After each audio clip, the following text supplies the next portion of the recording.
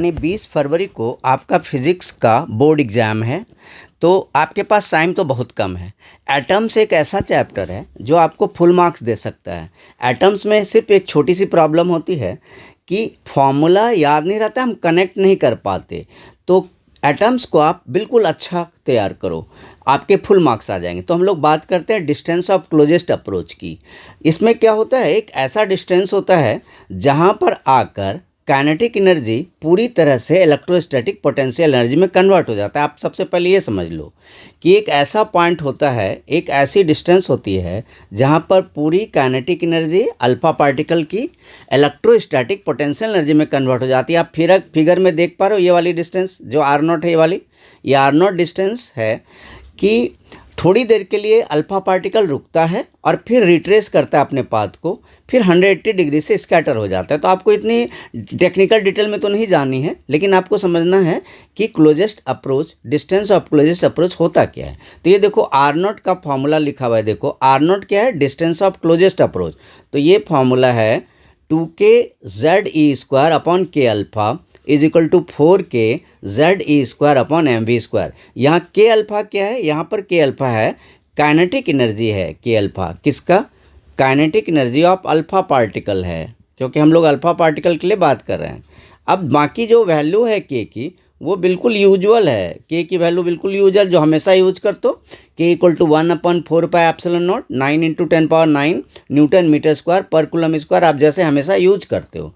अब impact parameter बहुत ही important है। इसके कॉन्सेप्ट पर हमेशा इंक्रीज डिक्रीज पूछते हैं कि इम्पैक्ट पैरामीटर इंक्रीज होने पर क्या होगा, इम्पैक्ट पैरामीटर मैक्सिमम होने पर क्या होगा, ये सारे क्वेश्चन आते हैं। तो सबसे पहले आप इम्पैक्ट पैरामीटर की फ़ोटो देखो और समझो डेफिनेशन को।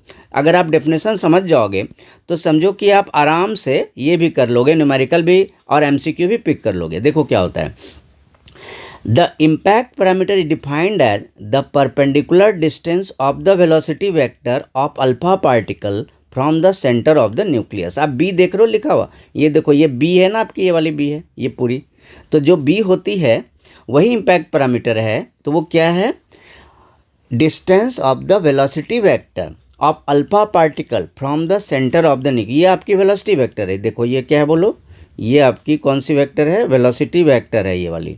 उसका डिस्टेंस कहाँ से, न्यूक्लियस के सेंटर से। ये देखो न्यूक्लियस का सेंटर आप देख पा रहे हो, ये वाली न्यूक्लियस की सेंटर है।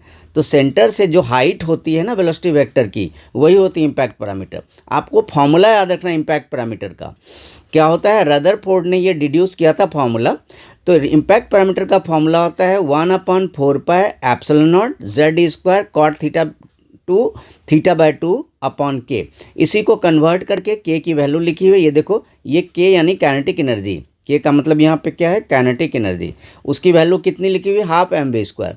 तो आप जब इसका यूज करोगे तो आप काफ़ी डेरिवेशंस यानी कि काफ़ी रिजल्ट डिड्यूस कर सकते हो एमसीक्यूज वगैरह में।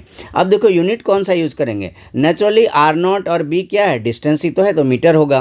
काइनेटिक एनर्जी जूल इसलिए होगी, एनर्जी ही तो है, वेलोसिटी तो मीटर पर सेकंड होती है। के की वैल्यू आप यूज करोगे 9 × 10⁻n, 9 × 10⁻9 nm² c-2 यूज करोगे एक्स। और जो ई है, चार्ज ऑन इलेक्ट्रॉन है, 1.6 × 10⁻19 कूलम आप यूज करोगे। अब हम लोग आगे बढ़ते हैं, Bose theory of hydrogen atom करते हैं। इसके पहले कि हम वीडियो में आगे बढ़ें, मैं यही सबसे रिक्वेस्ट करूंगा कि चैनल को सब्सक्राइब करके रख लो। इस पर हमेशा जेई से रिलेटेड या सीबीएसई आईएससी, सब सीबीएसई आईएससी जेई, इससे रिलेटेड मैथ्स एंड फिजिक्स के सारे वीडियोज़ रेगुलरली आते हैं। तो आप चैनल को सब्सक्राइब करके रख लो, फ्रेंड के साथ शेयर करो और कमेंट में कुछ लिखो। चलिए हम लोग आगे बढ़ते हैं। हम लोग बात करते हैं Bose theory of hydrogen atom की। तो बोर्ड ने हाइड्रोजन एटम पर एक्सपेरिमेंट करके एक थ्योरी दी और वो दूसरे एटम के लिए बाद में कनेक्ट हो गया। तो क्या होता है कि अगर इलेक्ट्रॉन मान लो एक सर्कुलर ऑर्बिट में रिवॉल्व कर रहा है, तो देखो क्या होता है, जब रिवॉल्व करता है तो सेंट्रीफ्यूगल फोर्स जो होता है इलेक्ट्रॉन का, वो इलेक्ट्रोस्टैटिक फोर्स ऑफ अट्रैक्शन के इक्वल होना जरूरी है। ये देखो जब आपने इलेक्ट्रोस्टैटिक्स पढ़ा था तो क्या पढ़ा था, F इजिकल टू कैसे पढ़ते थे आप, F इजिकल टू के Q1 Q2, ये इलेक्ट्रोस्टैट का क्या पढ़ते था, F इजिकल टू के Q1 Q2 अपॉन r²। यहाँ पर Q1 Q2 दो चार्जेज हैं, Q1 न्यूक्लियस की चार्ज है, Q1 यहाँ पे न्यूक्लियस की चार्ज है, वो है हमारा Ze, और Q2 हमारा इलेक्ट्रॉन की चार्ज है जो कि E है। आप ध्यान से देखो, Q1 इलेक्ट्रॉन Q2 इलेक्ट्रॉन की चार्ज है E के बराबर, और जो Q1 है वो आपके न्यूक्लियस की चार्ज है ZE के बराबर है। तो आप जब सारे वैल्यू लगाते हो तो आपकी वैल्यू कितनी मिलती है आपको, देखो आपकी वैल्यू कितनी मिल जाती है, KZE² r²। तो अब अगर सेंट्रीपिटल फोर्स को देखो, यहाँ सेंट्रीपिटल फोर्स क्या होता है, देखो सेंट्रीपिटल फोर्स कितनी होती है, CF लिख रहा हूँ मैं, mv²/r सबको पता है। और इलेक्ट्रोस्टैटिक फोर्स क्या होता है, जो आपने अभी भी निकाला, यही तो है इलेक्ट्रोस्टैटिक फोर्स। तो इलेक्ट्रोस्टैटिक फोर्स अभी निकाला मैंने इधर, KZE²/r², और सेंट्रीपिटल फोर्स क्या होती है, mv²/r। तो जब दोनों को इक्वेट करेंगे, ये देखो मैंने दोनों को इक्वेट किया, लेफ्ट में कौन सी फोर्स है, लेफ्ट में सेंट्रीपिटल फोर्स है, राइट में इलेक्ट्रोस्टैटिक फोर्स ऑफ अट्रैक्शन है। तो जब उसको सॉल्व करते हैं हम, सॉल्व करने के बाद मुझे आर की फाइनली एक वैल्यू मिल जाती है। बच्चे याद नहीं रखते हैं, इससे उनके न्यूमेरिकल मिस कर सकते हैं, MCQs भी मिस कर सकता है। इस फॉर्मूला में एम क्या होता है, मास ऑफ द इलेक्ट्रॉन है, वी क्या है, वेलोसिटी ऑफ द इलेक्ट्रॉन है, और रेडियस आर है, ऑर्बिट की रेडियस आर है। इस तरह आप टैकल कर सकते हो कोई भी न्यूमेरिकल। अब हम लोग पढ़ते हैं Bohr's quantisation condition for angular momentum. तो जब इलेक्ट्रॉन रिवॉल्व कर रहे होते हैं अपनी ऑर्बिट में, तो एंगुलर मोमेंटम भी जनरेट होता है। अभी मैं एंगुलर मोमेंटम की बहुत बेसिक पर तो नहीं जाऊंगा, आपको पता है एंगुलर मोमेंटम कितनी होती है। देखो एंगुलर मोमेंटम MVR होती है, आपको पता ही है एंगुलर मोमेंटम कितनी होती है, MVR। और अभी अभी हम लोगों ने जो डिस्कस किया, तो अगर हम वहाँ से R की वैल्यू पुट कर दें तो फाइनली क्या होता है, एंगुलर मोमेंटम की एक और होती है। देखो एंगुलर मोमेंटम दो होते हैं, एक तो MVR होता है और दूसरा ये भी होता है NH/2π भी होता है। ये देखो ये भी होता है, दोनों को हम इक्वेट करते हैं। हमने एंगुलर मोमेंटम की दोनों वैल्यू को इक्वेट करते हैं तो क्या होता है, आपको R की वैल्यू मिल जाती है। कैसे मिलती है, सो देखो R की वैल्यू आप कैलकुलेट करके देखो, आपको मिल जाएगी। मैं लिख के दिखाता हूँ, देखो यहाँ पर लिखता हूँ मैं। अगर मैं इक्वेट करूँ MVR, देखो MVR = NH/2π। अब कहोगे सर कहाँ से आया, ये लेफ्ट और राइट दोनों एंगुलर मोमेंटम की वैल्यू ही है। ये भी एंगुलर मोमेंटम है और राइट वाला भी क्या है, ये भी एंगुलर मोमेंटम है, दोनों एंगुलर मोमेंटम है। तो अगर दोनों एंगुलर मोमेंटम को हमने इक्वेट कर दिया तो क्या होता है, काटा पीटी करके थोड़ा देखो, हम लोग कुछ कट मारते हैं तो इससे R क्या हो जाता है, कट तो नहीं लगाना, आप ऑन कर दो, इससे R क्या होता है, NH/2πmv। मतलब ये mv को हमने डिनोमिनेटर पे लिख दिया। और ये तो हमारा नंबर 1 मिला, देखो ये रेडियस की इक्वेशन नंबर 1 मिली। और हमने प्रीवियस अभी 2 जो लिख रहा हूँ वो कहाँ से लिख रहा हूँ, पीछे अभी भी डेराइव किया था थोड़ी देर पहले, दिखा देता हूँ। ये डेरिवेशन क्या देख पा रहे हो, ये वाला R = KZE²/mv², वो डेराइव। तो अभी आपके R के दो वैल्यू मिल गए। अगर हम दोनों को कंपेयर कर दें 1 और 2 को, किसको, कंपेयरिंग 1 और 2 अगर हम कर दें, 1 और 2 को अगर कंपेयर कर दूँ तो कंपेयर करने से क्या होता है, देखो कंपेयर करने से आपने कुछ कट लगाकर आपको v की एक नई सी वैल्यू मिल जाती है। ये वेलोसिटी ऑफ इलेक्ट्रॉन है, जो इलेक्ट्रॉन ऑर्बिट में रिवॉल्व कर रहा होता है उसकी वेलोसिटी मिल गई मुझे। क्या मिल गई, 2π/KZE²/NH। और अगर हम थोड़ा सा आगे बढ़ें उसी से, तो अगर हम चलें तो R हमारे पास पहले क्या मिला था प्रीवियस से, देखो 1 में, देखो ये वाला 1 देख रहे हो, ये 1 का भी यूज कर रहा हूँ मैं, इसका 1 का मैं यहाँ यूज कर रहा हूँ। मैं लिख देता हूँ फ्रॉम 1, ये देखो फ्रॉम 1, ये 1 से मिला था ना मुझे, ऐसा क्या मिला था, R = NH/2πmv मिला था। और ये वाली v आप पुट कर दो, ये जो v है ना यहाँ वाली, ये वाली वैल्यू कहाँ पे पुट कर दो आप लाकर, देखो ये वाली वैल्यू आप लाकर यहाँ पे पुट कर दो, इसमें पुट कर दो, इसमें।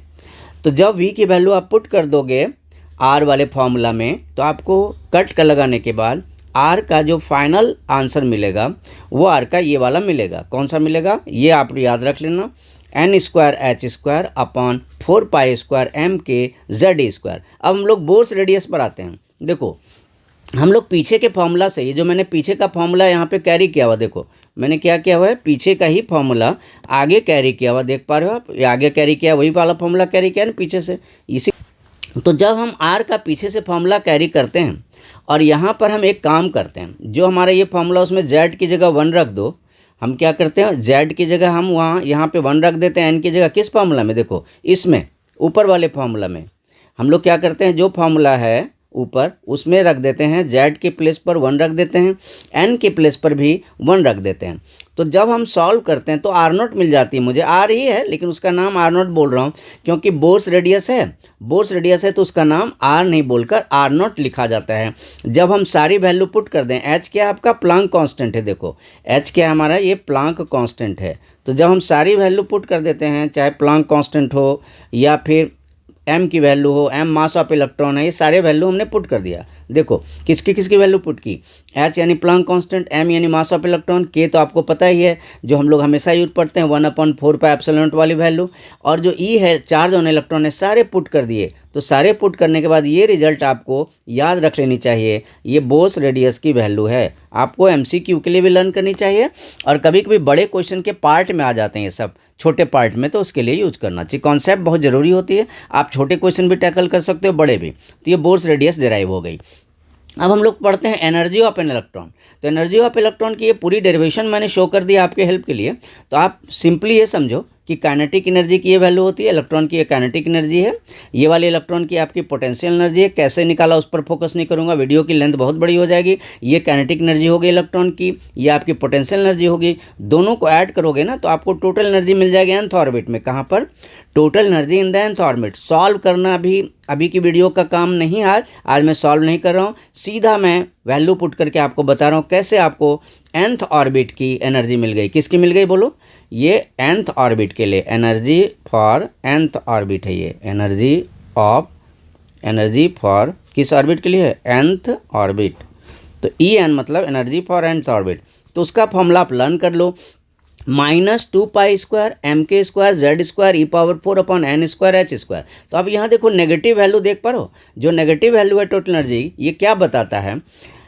It shows that electron is bound to the nucleus by means of electrostatic force of attraction।